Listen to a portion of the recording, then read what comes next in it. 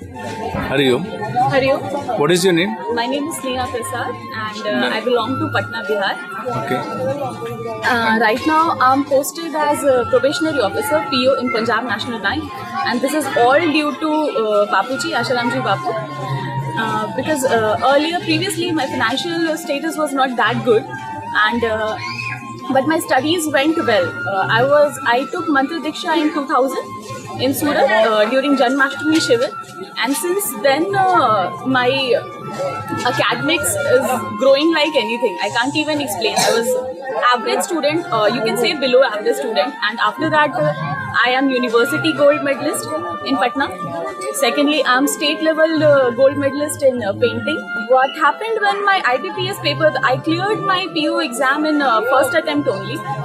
During my IBPS paper, I was having my exam on October 20th, 2013, and I was suffering from dengue. Dengue caught me on 1st October.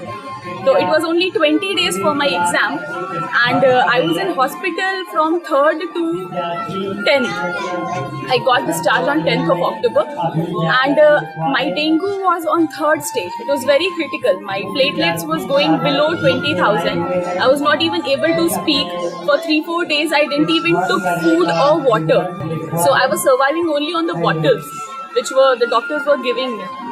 And a day came when I suffered like anything. My pain went above what you can bear. And then I just prayed to Bapuji that either take me from here or just cure it. Then from the next very morning now, my platelets start growing up. This is not the only thing. After that, when I went home, I was not. Doctor asked me to take rest for 1 month. And after 10 days, I was having my paper. Before 2 days before my exam, 18th and 19th, I was just preparing to sit.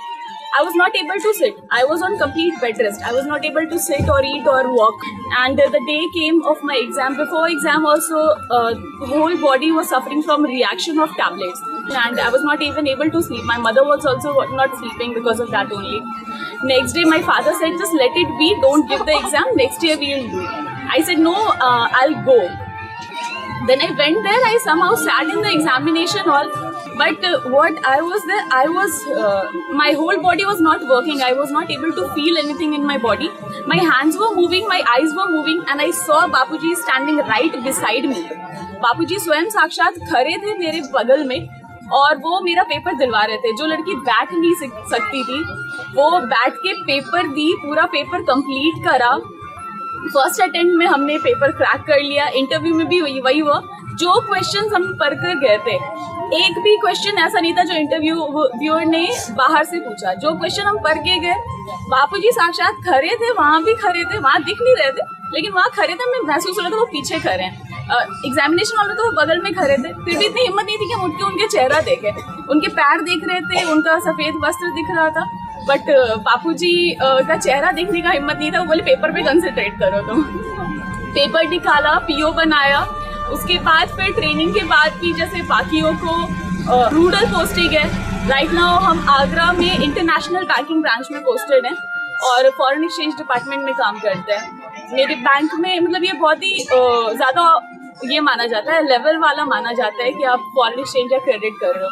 लोगों को कितने साल की service के बाद भी नहीं मिलता है. हमें बापूजी ने पहली पोस्टिंग वहाँ दे दी, और मतलब वहाँ पे HRD में लोग हमसे पूछते हैं सर्कल ऑफिस में कि तुमने कहाँ से इतनी तगड़ी पैरवी लगाई.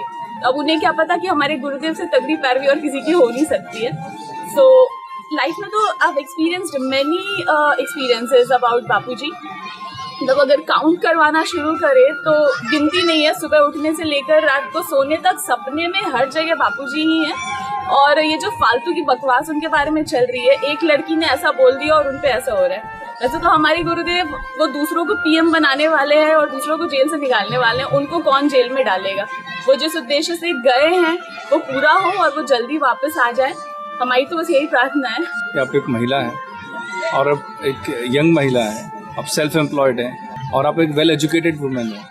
तो इतनी दूर से आप आई हैं. तरह तरह की बात लोग कहते हैं अहमदाबाद आश्रम के बारे में कि ये खतरनाक जगह है लड़कियों के लिए, सेफ नहीं है बच्चों के लिए. आपको डर नहीं लगा पटना से यहाँ आते समय? पटना से अभी आने का पूछ रहे हैं, हम 16 साल से हैं।